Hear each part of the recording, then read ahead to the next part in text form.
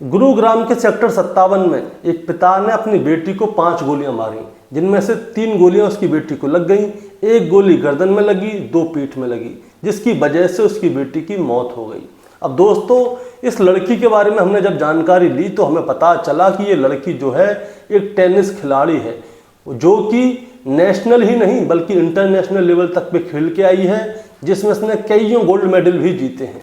अब news media में दिखाया जाता है कि इस लड़की की जो है इसके बाप ने इसलिए गोली मारी क्योंकि ये लड़की जो है सोशल मीडिया पर एक्टिव थी। लेकिन जब इस लड़की के सोशल मीडिया को चेक किया गया तो पता चलता है कि ना तो इंस्टाग्राम पे, ना फेसबुक पे, ना ही यूट्यूब पे इसका कहीं पे भी कोई अकाउंट नहीं है। और इसने आज से 1 साल पहले एक म्यूजिक वीडियो की एक गाने में काम भी किया था। लेकिन ऐसा दोस्तों क्या हुआ होगा, आखिर इस लड़की के बाप ने इस लड़की को 5 गोलियां मारी, जिनमें कि 3 गोलियां इसको लग गई। आज इसी लड़की के बारे में बात करने जा रहे हैं। दोस्तों, कहानी शुरू करूंगा उससे पहले मैं बस आपसे यही कहना चाहूँगा कि अगर आप मेरे चैनल पर नए हैं तो चैनल को जल्दी से सब्सक्राइब कर दीजिएगा, ताकि रोजाना शाम को 8 बजे मैं आपके लिए एक सच्ची घटना की कहानी लेकर आ सकूँ। नमस्कार दोस्तों, मैं गौरव शर्मा और आप देख रहे हैं गौरव शर्मा सफ़र। दोस्तों, आज की जो सच्ची घटना मैं आपको सुनाने जा रहा हूं, ये सच्ची घटना शुरू होती है हरियाणा प्रदेश के गुरुग्राम शहर से, और गुरुग्राम का ही सेक्टर 57 लगता है। सेक्टर 57 के अंतर्गत सुशांत लोक सेकंड आता है, और सुशांत लोक सेकंड में एक मकान है जिसका नंबर है G156। दरअसल यहाँ पे इस मकान के अंदर 2 फैमिली रहती हैं, जिसमें छोटा भाई नीचे रहता है और बड़ा भाई ऊपर रहता है। अब जो फर्स्ट फ्लोर पर रहते हैं मैं उनका नाम बताता हूँ। जो मकान के मालिक हैं, बड़े भाई का नाम जो है दीपक यादव है, उनकी पत्नी का नाम मंजू यादव है, उनके बेटे का नाम धीरज यादव है, और उनकी एक बेटी है जिसका नाम राधिका यादव है। और जो ग्राउंड फ्लोर पर रहते हैं उनका नाम है, जो उनके छोटे भाई हैं उनका नाम है कुलदीप यादव, जो कि अपनी परिवार के साथ नीचे वाले फ्लोर पर रहते हैं। मैं बात कर रहा हूँ 10 जुलाई 2025 की सुबह लगभग 10:30 बजे के आसपास का समय होता है। कुलदीप यादव अपने घर में बैठ के आराम कर रहे थे, सुबह सुबह का समय था। अचानक से उन्हें कईयों धमाकों की आवाज़ आती हैं, जैसे कि कोई बम फटा हो या कोई कुकर वगैरह फट गया हो। अब जैसे ही कुलदीप यादव को ये वाली आवाज़ आती है तो उसे शक होता है कि ये आवाज़ तो ऊपर वाले घर में से आई है, यानी कि उसके बड़े भाई के ऊपर के फ्लोर में से आई है। वो दौड़ा दौड़ा ऊपर जाता है। अब जैसे ही वो ऊपर जाता है तो वो देखता है उसका भाई दीपक यादव जो है सामने बैठा हुआ है। अब कुलदीप यादव उसके पास जाता है, उससे पूछता है कि भैया क्या हुआ, ये आवाज़ किस चीज़ की आई। लेकिन उसका बड़ा भाई उसको कोई भी जवाब नहीं देता। अब साइड में जाके देखता है तो उसकी भाभी जिसका नाम मंजू यादव है वो भी बदहवास बैठी हुई होती है। उसकी आंखें खुली की खुली रह जाती हैं, लेकिन वो कोई जवाब नहीं दे रही होती। अब जो कुलदीप यादव है वो परेशान हो जाता है। अब वो क्या करता है, घर में इधर उधर देखने लगता है कि आखिर ये आवाज़ आई कहाँ से, कहीं ऐसा तो नहीं कि कुकर फट गया हो। अब वो क्या करता है, वो जाता है भागा भागा किचन की ओर, और जब वो किचन की ओर जाता है तो वहाँ पे वो देखता है उसकी भतीजी राधिका यादव जमीन में पड़ी हुई है और वो खून से लथपथ है। अब जैसे ही वो राधिका यादव को देखता है तो उसके पैरों के नीचे से ज़मीन खिसक जाती है कि अब वो करे तो क्या करे। उसका भाई कुछ बोल नहीं रहा, भाभी कुछ बोल नहीं रही, इसीलिए वो क्या करता है, वो अपने बेटे को आवाज़ देता है पीयूष को कि पीयूष बेटा जल्दी से आओ, देखो राधिका दीदी को क्या हुआ है। अब ये दोनों क्या करते हैं, आनन फानन में राधिका को लेकर सेक्टर 56 में एक हॉस्पिटल लगता है जिसका नाम है एशिया मैरिगो हॉस्पिटल, वहाँ पे लेके जाते हैं और वहाँ पे जाके उसे भर्ती करा देते हैं। अब डॉक्टर क्या करते हैं, उसे आनन फानन में भर्ती करते हैं और उसका इलाज करने की कोशिश करते हैं। लेकिन थोड़ी ही देर में पता चल जाता है कि राधिका यादव जो है वो अब नहीं रही। डॉक्टर आते हैं और उनको बताते हैं कि I am sorry, Radhika Yadav अब नहीं रही, हम उनको बचा नहीं पाए। अब दोस्तों, जो कुलदीप यादव है उसका रो रो कर बुरा हाल हो जाता है। लेकिन इसी बीच में क्या होता है, जो डॉक्टर होते हैं वो पुलिस को फ़ोन कर देते हैं कि यहाँ पे एक ऐसे केस आया है जिसमें एक लड़की है, उसको 3 गोलियाँ लगी हुई हैं, जिनमें 1 गोली जो है गर्दन में लगी है और 2 गोली हैं वो पीठ में लगी हुई हैं। अब पुलिस 1:30 बजे के आसपास हॉस्पिटल में पहुँच जाती है और वहाँ पे आके राधिका यादव की बॉडी को जब्त करके पोस्टमार्टम के लिए भेज देती है। और अब वो कुलदीप यादव से पूछते हैं कि आखिर हुआ क्या, आपकी बेटी को ये क्या हुआ, कैसे हुआ। तो कुलदीप यादव बताता है कि मैं घर में नीचे बैठा हुआ था, अचानक से मुझे धमाके की आवाज़ आई, मैं दौड़ता दौड़ता ऊपर गया तो मेरे भाई एक तरफ बैठे हुए थे, भाभी एक तरफ बैठी हुई थी, वो कोई भी जवाब नहीं दे रही थी। तो मैंने देखा कि इनकी बेटी भी है, बेटी कहाँ है?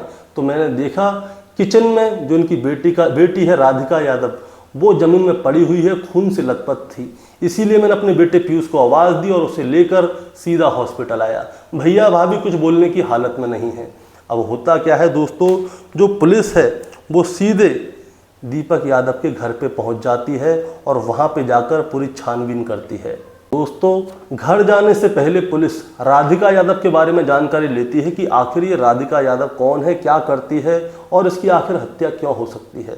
तब पता चलता है कि राधिका यादव की उम्र लगभग 25 साल के आसपास है। ये ग्रेजुएट है और टेनिस की खिलाड़ी है। आपको मैं बताना चाहूँगा, जो राधिका यादव है वो प्रदेश में ही नहीं बल्कि देश में और देश से बाहर यानी कि इंटरनेशनल लेवल तक खेल के आई है। इसने अब तक 57 मैच खेले हैं, जिनमें कि 18 मैच में इसने गोल्ड मेडल जीता है। और दोस्तों, AITA यानी कि अखिल भारतीय टेनिस संघ के अकॉर्डिंग ये जो है 75वीं रैंक पे है और AITA महिला आयोग में ये जो है 53वीं रैंक पे है।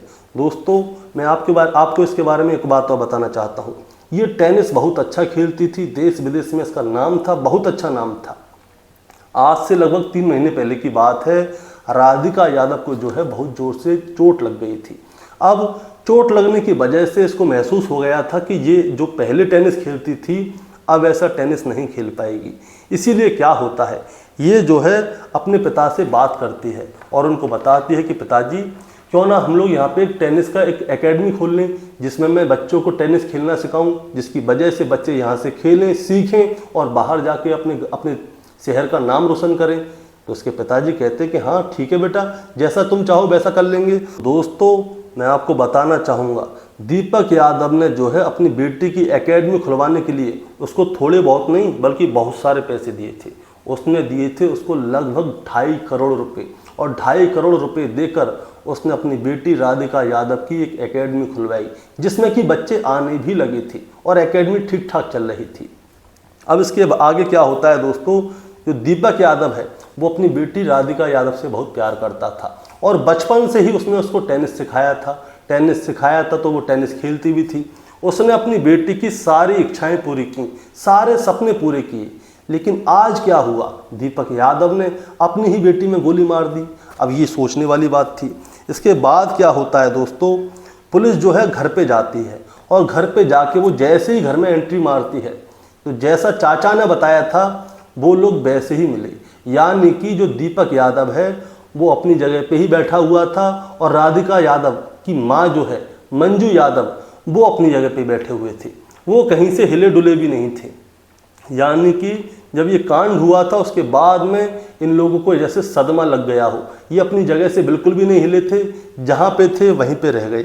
अब इसके बाद क्या होता है दोस्तों, ये वाली खबर जो है सोशल मीडिया पर फैल जाती है और सोशल मीडिया पर आप यूट्यूब वगैरह पे देखा होगा, फेसबुक पे देखा होगा, तो आपने सब जगह देखा होगा कि राधिका यादव के पिता ने राधिका यादव की गोली मार के हत्या कर दी है। और उसकी वजह क्या है, राधिका यादव सोशल मीडिया पर एक्टिव है, वो रील चलाती है और भी बहुत सारी बातें, और बहुत सी जगह पे बताया जा रहा था कि बाप जो है बेटी की वजह से इसलिए परेशान था क्योंकि लोग उसे ताना देते थे कि तू अब अपनी बेटी की कमाई खा रहा है।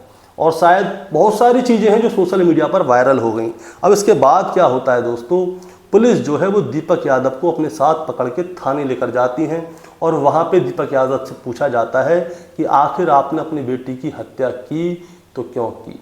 तब जाके दीपक यादव बताते हैं, इनके घर के पास ही एक जगह लगती है वजीराबाद, और वजीराबाद में क्या है, दीपक यादव रोज़ाना दूध लेने के लिए जाते हैं। अब ये जब वहाँ पे जाते हैं तो वहाँ पे जो इनके जानने वाले लोग हैं वो जो है इन पे तंज कसते हैं, इनको ताना मारते हैं कि अब तो बेटी बहुत अच्छा कमा रही है, बेटी की कमाई खा रहे हो। अब 1 दिन हो गया, 2 दिन हो गए, 3 दिन हो गए, 4 दिन हो गए, रोज़ाना लोग जो है उसको ताने से मारते रहते थे कि बेटी की कमाई खा रहे हो। अब ये जो दीपक यादव है अपनी बेटी के पास जाता है, राधिका यादव के पास, और उससे बोलता है कि बेटा ऐसा करो, इस एकेडमी को बंद कर दो, हमें इसकी ज़रूरत नहीं है, हमारे पास बहुत पैसा है, हमें कमाने की ज़रूरत नहीं है, तुम्हें जो पैसा चाहिए मेरे से लो।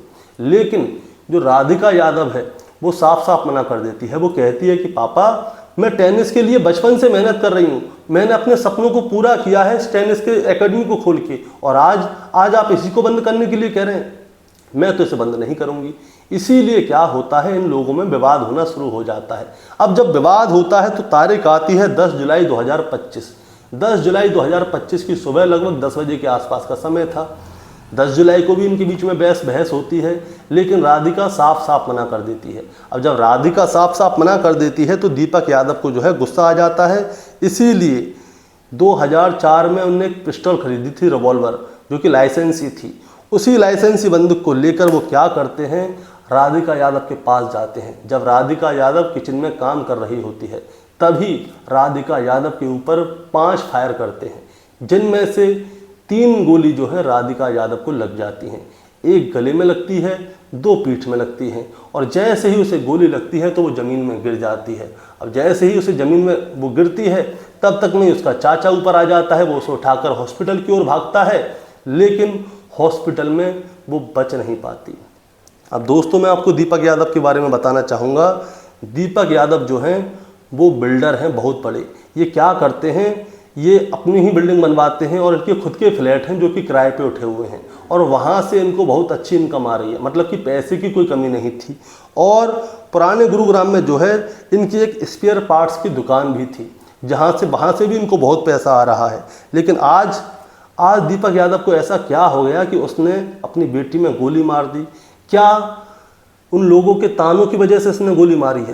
दोस्तों मैं आपको एक और बात बताना चाहता हूँ। जब पुलिस ने इसकी माँ मंजू यादव से पूछा कि जिस समय पे दीपक यादव उसमें गोली मार रहा था तो तुम क्या कर रही थी, तो मंजू यादव जो है साफ साफ इनकार कर देती है। वो कहती है कि जिस समय पे मेरे पति ने मेरी बेटी में गोली मारी उस समय पे मैं घर पे ही नहीं थी। लेकिन जो चाचा है कुलदीप यादव, उसने बताया था कि जब वो धमाकों की आवाज़ उसने सुनी थी तो वो भागा भागा ऊपर गया था। उसने देखा था कि भाई एक तरफ बैठा है, भाभी एक तरफ बैठी है। अब दोस्तों जो राधिका यादव है उसकी माँ और उसके चाचा के बयान जो है वो मैच नहीं कर रहे, तो यहाँ पे एक मिस्ट्री आ जाती है। अब मैं आपको एक और बात बता देता हूँ। होता क्या है, अभी थोड़े दिन पहले जो राधिका यादव है इसकी एक चैट बहुत ही स्पीड से वायरल हो रही है सोशल मीडिया पर, और वो चैट वायरल हो रही है अपने कोच के साथ। कोच से ये कहती है कि मैं यहाँ पे बहुत ज़्यादा परेशान हो गई हूँ, मैं यहाँ पे रहना नहीं चाहती, इसीलिए मैं चाह रही हूँ कि मैं चाइना चली जाऊँ और चाइना में जाके अपना काम करूँ, अपनी एकेडमी खोलूँ। लेकिन चाइना में बुराई ये है कि वहाँ का खाना पीना अच्छा नहीं है। मुझे अपने यहाँ का खाना पीना अच्छा लगता है, वो लोग पता नहीं क्या कीड़े मकोड़े खाते रहते हैं। इसीलिए इच्छा तो है, लेकिन क्या करूँ मैं जा नहीं सकती। क्या मैं ऐसा करूँ, मैं दुबई चली जाऊँ और दुबई में जाके शिफ्ट हो जाऊँ और वहीं पे अपना काम करूँ। अब दोस्तों ये जो है चैट कितनी सही है कितनी गलत है ये मैं नहीं बता पाऊँगा, क्योंकि ये चैट जो है सोशल मीडिया पर वायरल हो रही है, बता रहे हैं कि राधिका यादव की ही है। अब इसके बाद दोस्तों मैं एक और बात बताता हूँ। बहुत सारे मीडिया चैनलों पे बता रहे थे कि राधिका यादव जो है वो रील बनाती है, सोशल मीडिया पर बहुत एक्टिव है, इसी की वजह से इसके बाप ने इसमें गोली मार दी। अब दोस्तों राधिका यादव को आप सर्च करेंगे ना, चाहे इंस्टाग्राम हो, चाहे फेसबुक हो, चाहे यूट्यूब हो, आपको कहीं नहीं मिलेगी। अब मैं आपको एक और बात बताना चाहूँगा। इसको देख के लगता तो ऐसा है कि इसके अकाउंट थे, लेकिन उन अकाउंट को जो है डिलीट कर दिया गया है, यानी कि उन अकाउंट को डिलीट कर दिया गया है। यहाँ पे भी कोई ना कोई मिस्ट्री थी जिसकी वजह से हो सकता है दीपक यादव ने अपनी बेटी में गोली मारी हो। इसके बाद दोस्तों मैं आपको एक और बात बताता हूँ। अब 10:30 बजे की बात है जब दीपक यादव ने अपनी बेटी राधिका यादव में गोली मारी थी, और तुरंत ही उसका चाचा जो है उसे हॉस्पिटल लेके भागा था। लेकिन पुलिस जो पहुंची थी पूरे 3 घंटे बाद, यानी कि 1:30 बजे पहुंची थी। इस बीच में क्या हुआ था 1:30 बजे तक? अब पुलिस को फ़ोन करने में या तो कुलदीप ने देरी कर दी या डॉक्टर ने देरी कर दी। अब यहाँ पे भी कोई ना कोई मिस्ट्री है, कोई पता नहीं चल रहा है कि आखिर 3 घंटे तक पुलिस क्यों नहीं आई। पुलिस कहीं पे फंस गई थी या टायर पंचर हो गया था, अब कोई पता नहीं सकता क्या हो सकता है क्या नहीं हो सकता। अब दोस्तों मैं एक और बात बताता हूँ। ये जो राधिका यादव है, राधिका यादव का जो है आज से लगभग 1 साल पहले एक वीडियो एल्बम आया था जिसमें राधिका यादव का एक गाना था जो कि इनामुल हक के साथ था। इनामुल हक आपने देखा होगा, क्राइम पेट्रोल में एक लड़का आता है, वो एक्टर है, उसके साथ आया था। अब बताया जा रहा है कि राधिका यादव का पिता जो है दीपक यादव, वो इस एल्बम से इस गाने को हटवाना चाहता था। उसे पसंद नहीं था कि उसकी बेटी किसी एल्बम में, किसी गाने में काम करे। इसी वजह से भी इनके बीच में विवाद होता रहता है। अब क्या होता है दोस्तों, जो मीडिया वाले हैं वो इनामुल हक से संपर्क करने की कोशिश करते हैं। इनामुल हक से तो बात हो नहीं पाती, लेकिन जो उसकी मैनेजर है कल्पना, उससे बात हो पाती है। तो कल्पना बताती है कि इनामुल हक का इससे कोई लेना देना नहीं है। डायरेक्टर ने 2 लोगों को चुना था, जिसमें एक लड़की थी, एक लड़का था। उन दोनों ने वीडियो बनाई, गाना चल गया। उसके बाद में वो अपने रास्ते चले गए, ये अपने रास्ते चले गए। यानी कि इनामुल हक ने साफ साफ मना कर दिया, भैया मेरा कोई लेना देना नहीं है, इनके घर का मैटर है, ये जाने। अब दोस्तों होता क्या है, एक मैटर ये भी आ गया। अब दूसरा मैटर ये है कि जो दीपक है, यानी कि लड़की का पिता जो है दीपक यादव, वो अपनी बेटी की एकेडमी को बंद करवाना चाहता था। ये वाली बात सामने आ रही है। लेकिन आज से 3 महीने पहले ही दीपक यादव ने 2.5 करोड़ रुपए दिए थे अपनी बेटी की एकेडमी खुलवाने के लिए। 2.5 करोड़ रुपए दिए थे, तब उसकी बेटी की एकेडमी खुली थी और तब जाके वहाँ पे बच्चे आने लगे थे। और अब 3 महीने बाद ही दीपक यादव कह रहा है कि भैया मुझे एकेडमी नहीं चलवानी। सोशल मीडिया के अकॉर्डिंग बता रहा हूँ मैं आपको, सोशल मीडिया के अकॉर्डिंग दीपक यादव ने जो है अपनी बेटी की हत्या जो है एकेडमी को बंद करवाने के लिए की थी, क्योंकि लोग उसे ताना मारते थे कि भाई तेरी बेटी बहुत कमा रही है, आजकल तो बेटी की कमाई खा रहा है। अब दोस्तों एक बात बताता हूँ, किसी की बेटी कमाए, किसी की माँ कमाए, खा रहे हैं घर वाले, भैया वो कमा रहे तो खा रहे हैं, दुनिया को क्या लेना देना। अब दीपक यादव को इतनी गुस्सा आती थी कि वो अपनी बेटी को गोली मार देता है किसी के तानों से। उनमें भी 2 थप्पड़ मार सकता था, भाई मेरी बेटी के बारे में ऐसे क्यों बोल रहे हो। चलिए कोई दिक्कत नहीं है। अब इसके बाद क्या होता है, मीडिया वाले जो हैं पुलिस के पास जाते हैं, उनका इंटरव्यू लेते हैं। तो पुलिस वाले जो हैं दीपक यादव जैसा बताता है, कुलदीप यादव जैसा बताता है, वो सारी बातों को वैसे बता देते हैं कि भैया ऐसे ऐसे कहानी हुई है। लेकिन मीडिया वालों ने जब पुलिस वालों के ऊपर प्रेशर डाला, तब जो पुलिस वाले हैं, पुलिस वालों के ऊपर जब प्रेशर डाला तो पुलिस वाले कहते हैं कि अभी इस मामले की अच्छी तरह से जांच होगी। जांच होने के बाद जो भी रिजल्ट सामने आएगा तब जाके हम आपको सही और पूरी जानकारी देंगे। दोस्तों इस कहानी को सुनाने का मतलब आपको परेशान करना है, विचलित करना बिल्कुल नहीं है। बस आपको बताना और जताना है कि इस मामले में कोई ना कोई तो झोल है, क्योंकि लड़की के जितने भी सोशल मीडिया अकाउंट थे वो डिलीट कर दिए गए हैं। कोई कह रहा है कि गाने की वजह से इस बेटी को मारा है, तो भैया तुमने अपनी बेटी को गाने में जाने क्यों दिया, तब आँख नहीं खुली। चलिए दूसरी बात पे आ जाते हैं।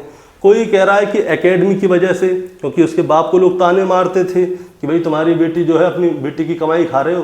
तो भैया तुमने 2.5 करोड़ रुपए दिए थे, इतने बड़े पैसे वाले को 2.5 करोड़ रुपए का नुकसान 3 महीने में ले लोगे। और भैया कोई गलत काम थोड़ी कर रही है, वो प्लेयर को बना रही है, हमारे देश के लिए वो खिलाड़ियों को बना रही है, कोई अच्छा ही काम कर रही है। आपकी बेटी भी तो अच्छी लड़की थी, वो भी तो करती थी, मैच खेलती थी। कोई ना कोई तो झोल है। अब इस मामले की जांच पड़ताल होगी, पैरवी कोई करेगा नहीं, क्योंकि घर वाले ही आरोपी हैं।